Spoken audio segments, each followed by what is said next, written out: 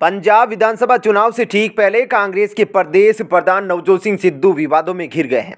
सिद्धू की अमेरिका में रहने वाली बहन डॉक्टर सुमन तूर ने उन पर गंभीर आरोप लगाए हैं।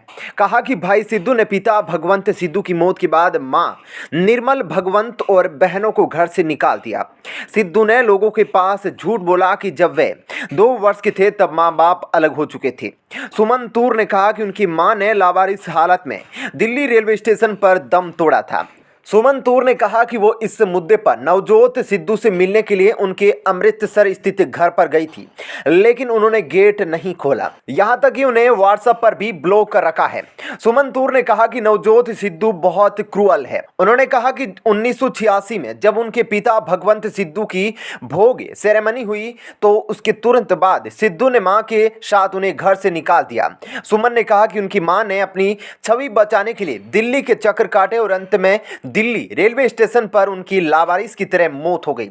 सुमन तूर ने कहा कि सिद्धू ने सब प्रॉपर्टी के लिए किया था। एनआरआई बहन ने आगे कहा कि नवजोत सिद्धू की सास जसवीर कौर ने हमारा घर बर्बाद कर दिया। मैं कभी भी अपने पैतृक घर में नहीं जा सकी।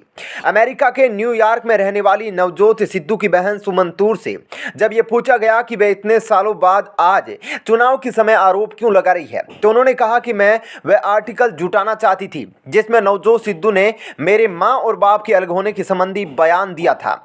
साथ ही उन्होंने कहा कि सिद्धू ने एक मैगजीन को दिए इंटरव्यू में बात कही थी, वह उसे ढूंढ रही थी। अब वह आर्टिकल उन्हें मिला तो पहले वे सिद्धू से मिलने गई। वह सिद्धू को कहना चाहती थी कि सार्वजनिक तौर पर मां के बारे में कही बातों की माफी मांगी, लेकिन उन्होंने बात करने से इनकार कर दिया। नवजोत सिंह सिद्धू पर उनकी बहन सुमन के द्वारा लगाए गए आरोपों पर सिद्धू की पत्नी नवजोत कौर ने कहा कि सिद्धू के पिता की 2 शादियां हुई थी, उनकी पहली बीवी से 2 बेटियां थी और सिद्धू और वो उनके बारे में नहीं जानते थे।